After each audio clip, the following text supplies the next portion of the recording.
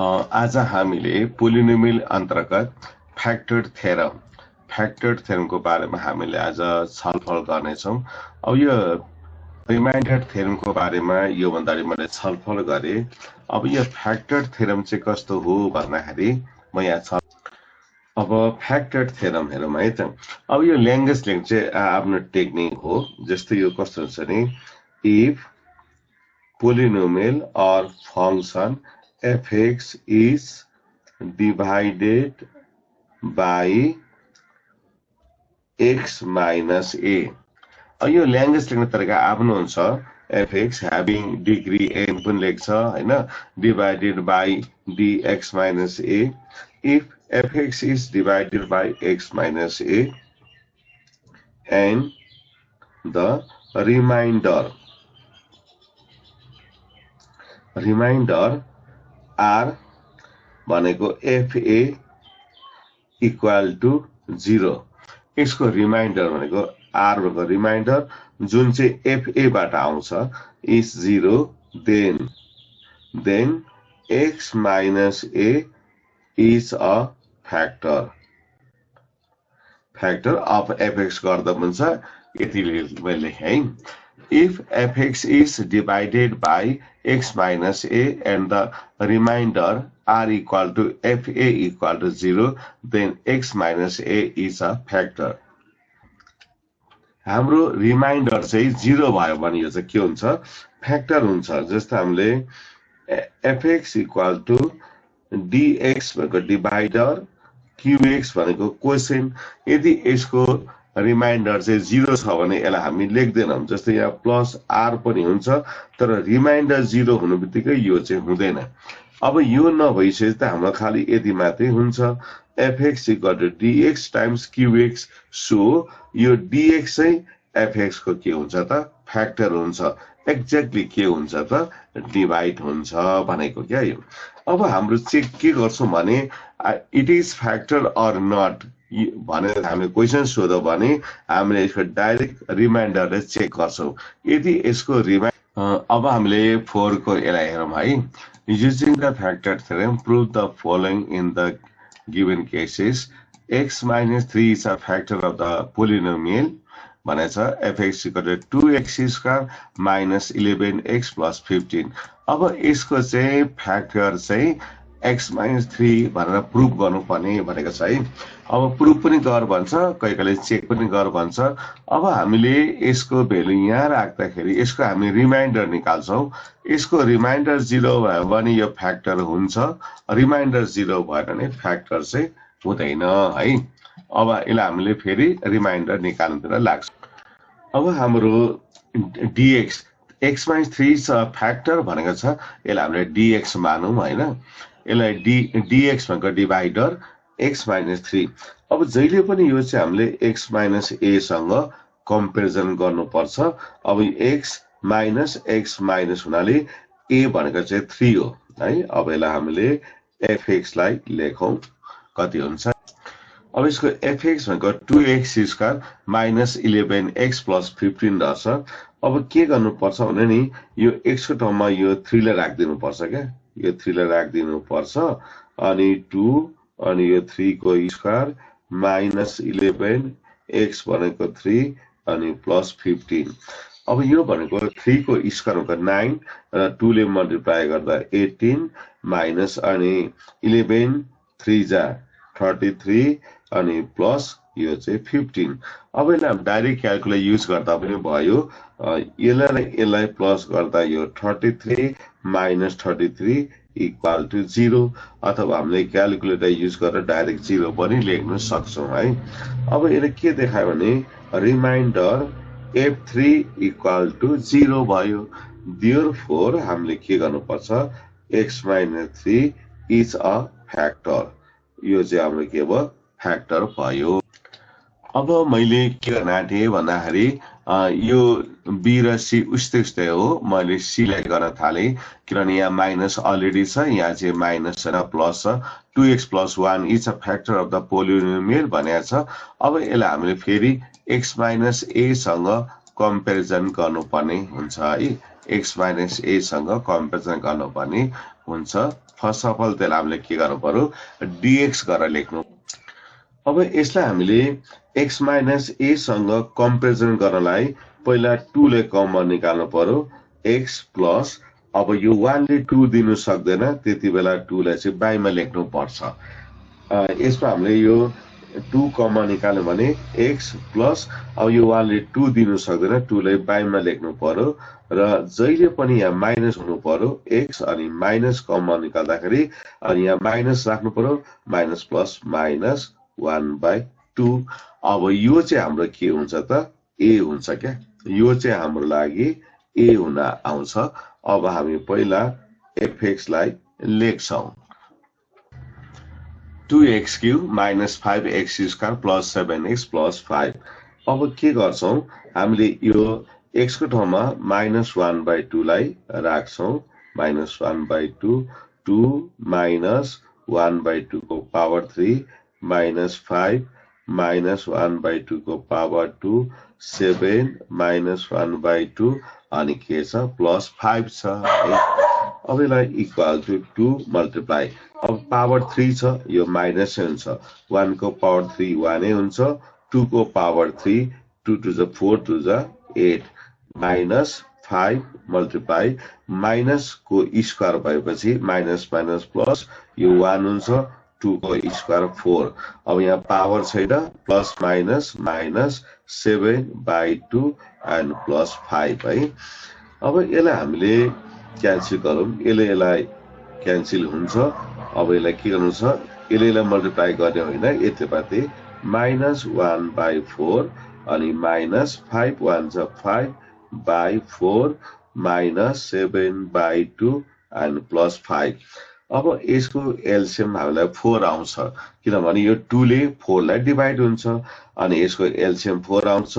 अब यो 4 4 equal to -1 यो इक्वल टु -5 यसलाई डिभाइड गर्दा 2 टाइम्स यसलाई डिभाइड गर्दा 2 टाइम्स 2 ले यसलाई मल्टिप्लाई गर्दा 14 प्लस अब 5 को बाइ द 1 हुन्छ। अब यसलाई डिभाइड गर्दा 4 टाइम्स 4 ले यसलाई मल्टिप्लाई गर्दा 20 भयो। अब यसको कति भयो न्युमरेटरमा भने तिमीले क्याल्कुलेसन गर्न पनि सक्छौ -1 -5 हैन -14 अगछि -20 अनि +20 गर्दा त 0 भइगयो हैन 0/4 इक्वल टु के भयो त हाम्रो 0 भयो भन्छ हाम्रो रिमाइन्डर के भयो त हाम्रो 0 भयो।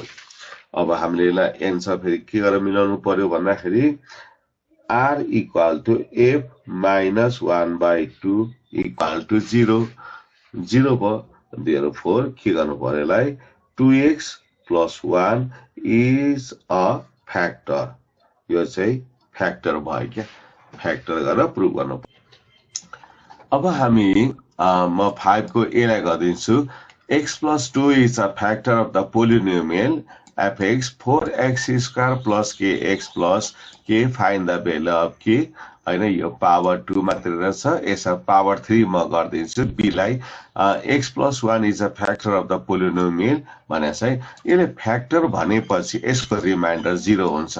यसले अलरेडी मेन्सन के गर्यो भने x plus 1 is a factor of the polynomial भनेकोले यो फ्याक्टर भनेकोले यसले जहिले पनि डिभाइड हुन्छ यसको रिमाइन्डर चाहिँ के हुन्छ 0 हुन्छ। अब यसलाई हामीले यस्तो गर्छौं यो डिभाइडर जुन छ नि dx इक्वल टु हाम्रो के हुन्छ x plus 1 अब यो त जहिले पनि x माइनस हुनु पर्छ अनि पछि x माइनस कमन लिएपछि कमन माइनस प्लस माइनस 1 हुन्छ हाम्रो a भनेको चाहिँ -1 हुन्छ अनि त्यसपछि यसको भ्यालु यहाँनेर पुट गर्दै जानु पर्ने हुन्छ। अब क्वेशनले भनेको छ हाम्रो x plus 1 is a factor त्यसो भनेको भए पनि यसलाई हामीले डिभाइडरको रूपमा सपोज गर्नुपर्छ अनि x अनि माइनस हुनै पर्छ माइनस प्लस माइनस 1 यो चाहिँ हाम्रो x माइनस चाहिँ हुनै पर्यो हैन।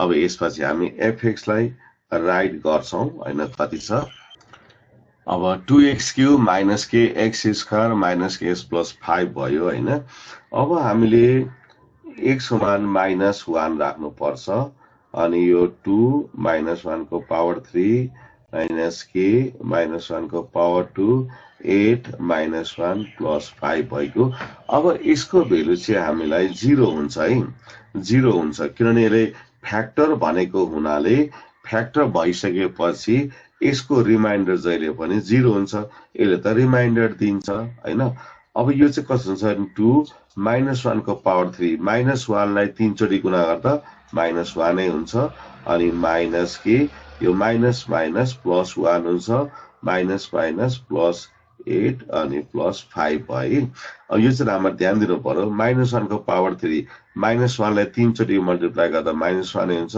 माइनस के माइनस 1 को स्क्वायर माइनस माइनस प्लस हुन्छ 0 अब यो मल्टिप्लाई गर्दा माइनस 2 माइनस के यसलाई त प्लस गर्दा पनि हुन्छ 13 भइहाल्यो 0 हैन अब हाम्रो के आयो माइनस के अनि योबाट यो सब्ट्र्याक्ट गर्दा घटाउँदाखेरि कति हुन्छ 11 हुन्छ केले सट्टै यता ल्याइदियो भने प्लस के इक्वल टु 11 त्यहाँले यो 11 चाहिँ यसको के हुन्छ के को भ्यालु हुन्छ अब हामीले नम्बर 6 लाई पनि म गराउँछु यो नेपाली गभर्नमेन्ट टेक्स्ट बुकबाट गर्दैछु यो पनि त राम्रो टेक्स्ट बुक छ है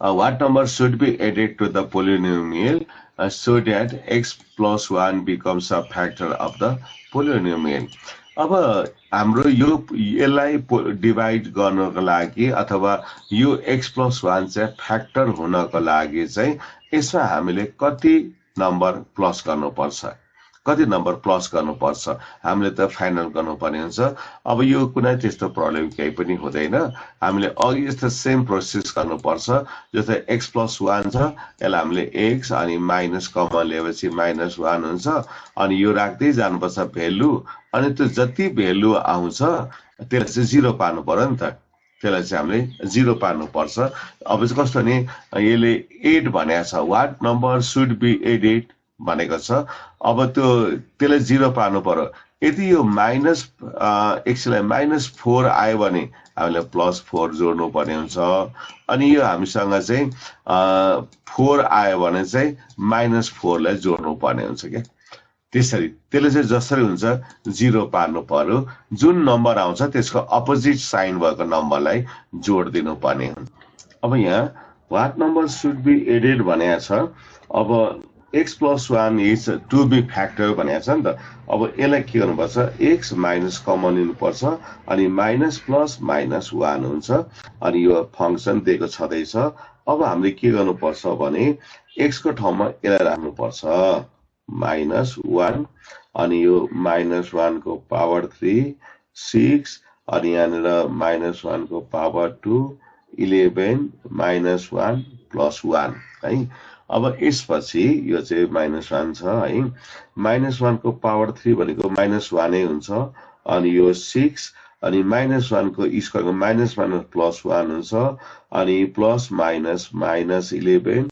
प्लस 1 हुन्छ है अब यो र यो काट्दा पनि हुन्छ हामीले हैन अथवा माइनस 1 प्लस 6 माइनस 11 प्लस 1 अब साह्रै अप्ठ्यारो छ भने यसलाई हामीले हिसाब गरौँ हैन जस्तो माइनस 12 प्लस 7 इक्वल टु कति भयो माइनस 5 भयो के अब हामीले के गर्नुपर्छ यो फ्याक्टर हुनको लागि to be a factor remainder must be 0 अब यो माइनस 5 आयो नि यसलाई 0 पार्न के गर्नुपर्छ हामीले प्लस 5 एड गर्नुपर्छ यो माइनस 5 आयो भने प्लस 5 एड गर्नु पर्यो किनभने माइनस 5 मा तिमीले प्लस 5 एड गर भने यो त क्यान्सल भइहाल्छ नि 0 हुन्छ अनि यहाँ प्लस 5 आयो भने चाहिँ माइनस 5 एड गर्नुपर्छ है so to make r equal to 0